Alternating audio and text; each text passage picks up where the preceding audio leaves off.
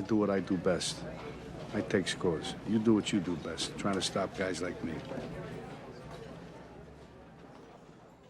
Heat's basic premise is that simple. Cops chase robbers. You could even say it's just a heist movie. But Heat remains a genre standout, an unbeatable career high for director Michael Mann, and a film I'm always ready to rewatch. Thanks to its scope and immersive storytelling, Heat is just as entertaining whether you're watching it for the first or the 10th time. It has a sleek cinematic look, a stacked cast, and great action, all of it elevated by an eclectic soundtrack. But the biggest reason why it's so rewatchable is probably because in just under 3 hours, Heat covers a whole TV show's worth of plot and characters. It had depth to the characters, and it's the depth that makes it a classic, not the precise, brilliant shooting and the quote style. I'm not saying style's not part of it, but it's certainly, in my place, is in second position to the content. Mann was inspired by Chicago ex-policeman Chuck Adamson, who would be the basis for Vincent Hanna, and his story about encountering the real-life criminal Neil McCauley. In 1979, Mann wrote an extensive draft which delved into the lives of not just the hero cop, but also the robbers. A premise for me that I had is about the whole of the film, and that goes all the way back to the writing, which was that just as each person is a universe unto himself, everybody has a life. We tend to two-dimensionalize antagonists in a motion picture. To me, they're much more fascinating if I and the actors and everybody else have the ability to imagine and expand and inflate that into the dimensionality of a life. Nothing would come of it until the late 80s, when NBC commissioned him to do another TV show following his success with Miami Vice. Mann dusted off his 180-page script and whittled it down to a 90-minute pilot episode for a show about the Los Angeles robbery and homicide squad. Though the show wasn't picked up, the pilot was released as the TV movie L.A. Takedown. It has the same basic premise as Heat, even down to the same lines of dialogue. You looking to become a phenologist? Looking to go back? Maybe why you're so interested in what I read and what I do? And certain scenes which would be remade shot for shot.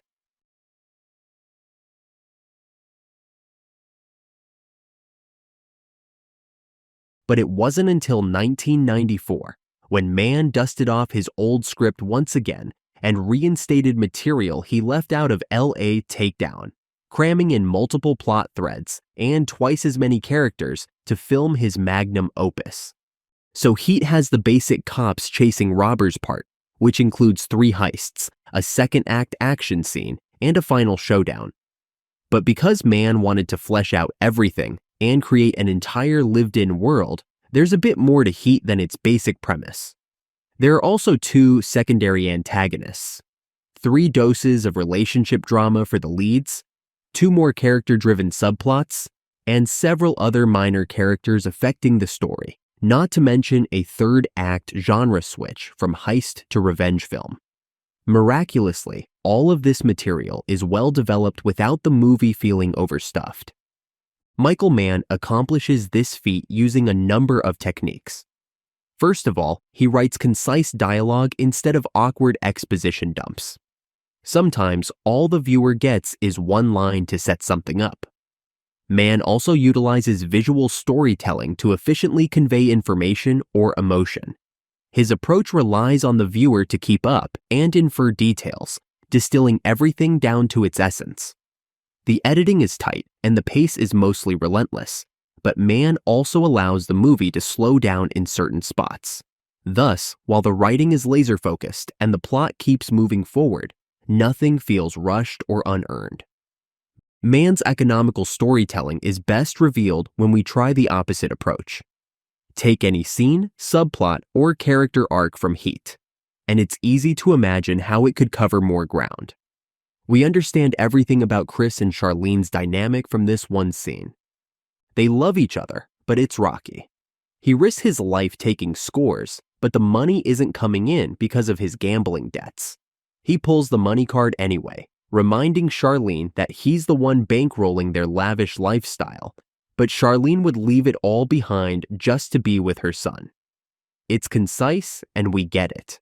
But we could certainly come up with more scenes of them arguing, worrying about money, or raising Dominic, because these are typical scenes that basically write themselves. Breeden's character is another good example because we get a clear picture of his life and relationship in a few short scenes. His sudden meaningless death feels poignant and tragic without the fluff of added backstory. But it wouldn't be hard to expand on Breeden.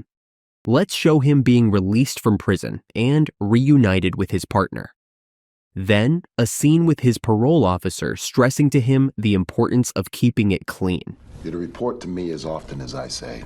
Now, you break these rules, or any others that I decide to make up, you're going to be sent back to the University of San Quentin. How about Breeden struggling to find a job? All I want to do is get a job. I need a fucking job. And of course, more issues with his mean boss to hammer in what a bad time he's having. Give me a hard time, I'll report you loaded, drunk, or stealing, and I will violate you back so fast your head will spin. We could easily fill an entire episode with things we already got from Mann's brief setups. If we apply this to the entire movie, it quickly adds up to a full season of that NBC crime show that never was. Of course, there's a popular online argument.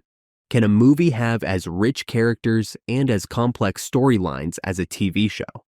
The consensus among TV show enthusiasts is that a movie only has a fifth, or even a tenth, of the time to develop characters compared to a series. Therefore, a series must clearly be better, right? Right?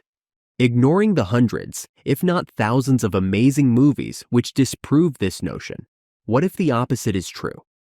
Maybe the inevitable result is that many shows feel drawn out. Can you think of shows that could have been movies? Shows that were stretched thin, with episodes that barely moved the plot, or with repetitive dialogue and superfluous scenes. None of that can be found in Heat, because Michael Mann knows how to trim the fat while maintaining all the flavor. This epic story of cops and robbers, based on true events, was Mann's passion project 16 years in the making. His craft is on full display in every frame of Heat, and a lot of thought was put into its writing. In doing so, Mann not only redefined the heist genre, but also created a timeless cinematic experience which still delivers 30 years later. Thank you for watching, and if you liked the video, please hit subscribe.